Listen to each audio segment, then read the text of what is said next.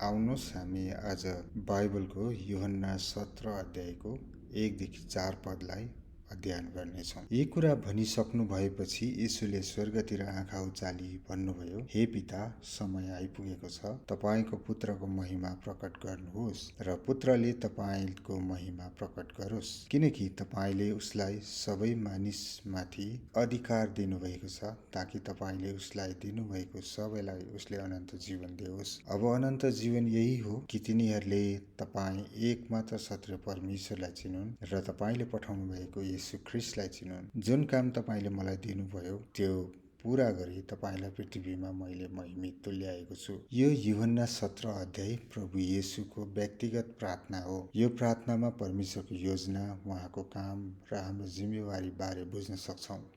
2 पदमा हामीहरू हेर्यौँ भने यस्तो पाउँछौँ, किनकि तपाईले उसलाई सबै मानिसमाथि अधिकार दिनुभएको छ, ताकि तपाईले उसलाई दिनुभएको सबैलाई उसले अनन्त जीवन दियोस्। परमेश्वर पिताले प्रभु येशूमाथि विश्वास गर्ने सबैलाई अनन्त जीवन दिने अधिकार प्रभु येशूले पाउने भएको छ।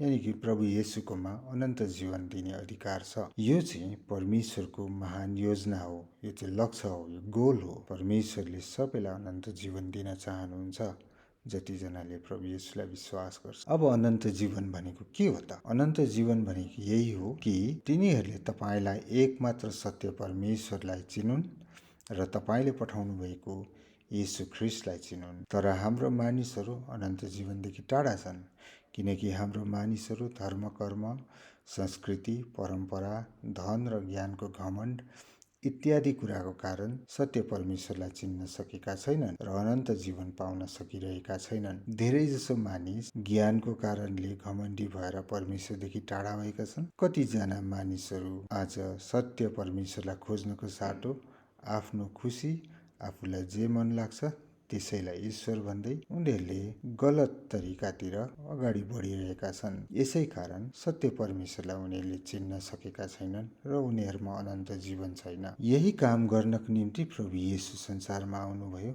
ताकि सबैले अनन्त जीवन पाउन् भनेर उहाँले राज्यको बारेमा सिकाउनु भयो। उहाँले अचम्मको कामहरू गर्नुभयो, जस्तै अन्धालाई आँखा दिनुभयो, कोढीलाई निको पार्नुभयो, कुजोलाई हिँड्न सक्ने बनाउनु भयो, इभन कतिचोटि मरेकोहरूलाई आवश्यकता अनुसार जीवित पार्नुभयो। उहाँले प्राकृतिक नियमलाई पनि उहाँले उछिनेर उहाँ चाहिँ सत्य परमेश्वर हो भनेर चिनाउनको निम्ति, परमेश्वरबाट आएको हो भनेर बताउनको निम्ति अचम्मको कामहरू गर्नुभयो। उहाँ हामी सबैको पापको निम्ति क्रुसमा बलिदान हुनुभयो, अनि उहाँ 3 दिनसम्म चिहानमा गाडिनुभयो र तेस्रो दिनमा बौडी उठ्नुभयो र 40 दिनसम्म यस संसारमा रहनुभयो र उहाँ स्वर्गतिर जानुभएको छ र उहाँ जीवित हुनुहुन्छ। यो सबै कुरा परमेश्वरको योजना अनुसार परमेश्वरले अराउनु भएको कामहरू थियो र प्रभु येशूले यसरी भन्नुहुन्छ 17:4मा, जुन काम तपाईले मलाई दिनुभयो त्यो पूरा गरी तपाईलाई पृथ्वीमा मैले महिमित तुल्याएको छु। यानि कि प्रभु येशूले उहाँले गर्नुपर्ने सबै काम पृथ्वीमा सिद्ध्याउनु भयो। अब यसद्वारा 2वटा कुरा स्पष्ट थाहा पाउँछौँ। परमेश्वरको एउटा दर्शन छ र उहाँको एउटा रणनीति छ। यो दर्शन र रणनीति जब मिल्दछ तब महान काम हुँदछ।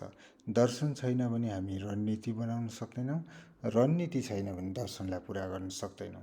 त परमेश्वरको वचनमा चाहिँ हामी के पाउँ? दर्शन भनेको त्यही हो कि एकमात्र सत्य परमेश्वरलाई चिनुन् र तपाईले पठाउनु भएको येशू ख्रीष्टलाई चिनुन्। यानि कि प्रभु येशूलाई चिन्नु र सत्य परमेश्वरलाई चिन्नु चाहिँ परमेश्वरको ठुलो इच्छा हो, ठुलो दर्शन हो।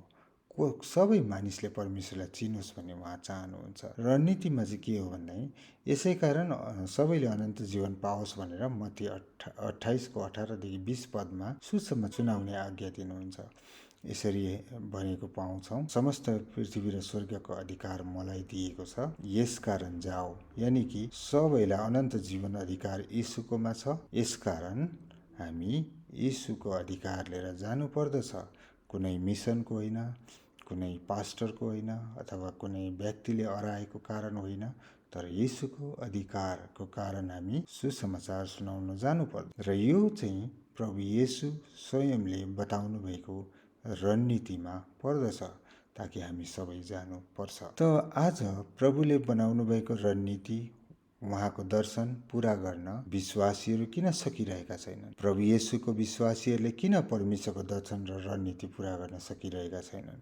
हाम्रो उत्तर यस्तो हुन सक्छ, विरोधको डर, मैले सुनाउँदा धेरैले विरोध गर्छ होला भन्ने विषयमा, समयको अभाव, विभिन्न काम धन्दाको कारण, नजानेको कारण, कसरी सुनाउने, के सुनाउने, लाज इत्यादि, कतिजनालाई बोल्न लाज लाग्छ। त यो सबैभन्दा पनि महत्त्वपूर्ण समस्या चाहिँ यो हो। यो अघि भनिएको कुराहरू आफ्नो ठाउँमा छन्, तर त्योभन्दा पनि ठुलो समस्या चाहिँ के हो भने दर्शन पूरा गर्न दुई कुरा जान्न पर्दछ।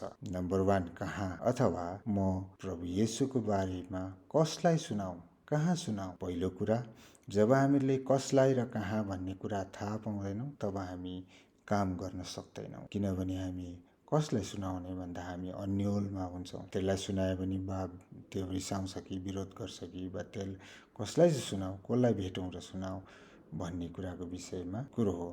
र अर्को कुरा के सुनाउने, कसरी सुनाउने, यो कुरा जान्नु पनि अति नै आवश्यक पर्दछ। प्रभुको आज्ञा मानेर सुसमाचार सुनायौँ भने के हुन्छ? हामीले पनि उहाँको सुसमाचार सुनाऊ भन्ने आज्ञा पुरा गर्यौँ भने परमेश्वरको साँचो महिमा गरिरहेका हुन्छौँ। जसरी यीशुले भन्नुभयो, तपाईँले दिएको काम मैले सबै कुरा सिद्ध्याएर मैले पृथ्वीमा तपाईँलाई महिमित तुल्याएको छु। अर्थात् उहाँले दिएको काम हामीले गर्यौँ भने निश्चय नै परमेश्वरको महिमा हामी गरिरहेका हुन्छौँ। परमेश्वरको दर्शन पूरा गर्नु परमेश्वरको साँचो महिमा हो। यदि हामी चर्चभित्र बस्छौँ, मण्डलीमा बस्छौँ र बाहिर सुसमाचार सुनाउन अथवा परमेश्वरको दर्शनलाई पूरा गर्न र परमेश्वरको रणनीतिपूर्ण आज्ञालाई मान्न अघि बढ्दैनौँ भने हामी परमेश्वरको महिमाको एउटा सानो भागमा मात्रै अड्किएका हुन्छौँ। यदि हामी मण्डली परमेश्वरको सुसमाचार, परमेश्वरको दर्शन, परमेश्वरको आज्ञा पालन गरेर बाहिर निस्किन्छौँ भने हामी साँच्चै परमेश्वरको महिमा गरिरहेका हुन्छौँ। हाम्रो छिमेकीलाई, हाम्रो आफन्तलाई, हामीले चिनेको मानिसहरूलाई सुनाउन एकदमै जरुरी पर्दछ। जसरी यीशुले भन्नुभयो, तपाईँले दिनुभएको काम मैले यस पृथ्वीमा सिद्ध्याएँ, पूरा गरेँ र मैले तपाईँलाई यस पृथ्वीमा महिमित तुल्याएको छु भनेर भन्नुभएको छ। त्यसरी नै हामी पनि परमेश्वरको दर्शन पूरा गर्न सुसमाचार सुनाउनु पर्दछ र मानिसहरूलाई प्रभु कहाँ ल्याउन पर्दछ। तब परमेश्वरको साँचो महिमा हुनेछ। त कसरी सुसमाचार सुनाउने, कसरी बताउने भन्ने विषयमा तपाईँलाई अनौठो र अप्ठ्यारो लाग्छ होला। यस विषयमा जान्नको निम्ति हाम्रो युट्युबमा राखिएको अरू भिडियोलाई पनि हेर्नुहोस् र त्यहाँबाट सिक्नुहोस्। तपाईँलाई निश्चय नै मद्दत पुग्नेछ, बुझ्नुहुनेछ र परमेश्वरको महिमा गर्न सक्नुहुनेछ। पर आज बेलुकी यो भिडियो हेरिसकेपछि तपाईँले 5 जना व्यक्तिको बारेमा सोच्नुहोस् जो व्यक्तिहरूलाई प्रभु येशूको खाँचो छ, जो व्यक्तिहरूले प्रभु येशूको बारेमा सुन्न आवश्यक छ। ती 5 जना व्यक्तिको नाउँ लेख्नुहोस्, उनीहरूको निम्ति दैनिक प्रार्थना गर्नुहोस् ताकि उनीहरूले पनि अनन्त जीवन पाउन सकुन्। होला 5 जनामा भिन्न भिन्न समस्या होला, भिन्न भिन्न समस्या पनि लेख्नुहोस्। आज एक जनाको समस्याको निम्ति प्रार्थना गर्नुहोस्, भोलि अर्को व्यक्तिको निम्ति प्रार्थना गर्नुहोस्। ती व्यक्तिहरू यस्तो व्यक्तिको नाउँहरू लेख्नुहोस् जसलाई तपाईँ चिन्नुहुन्छ र तपाईँ अति नै ती व्यक्तिलाई प्रेम गर्नुहुन्छ। हवस् त, परमेश्वरले तपाईँ सबैलाई आशिष दिएका हुन् र हामी सबै मिलेर परमेश्वरको दर्शन पूरा गर्न सकौँ। धन्यवाद। जय मसीह।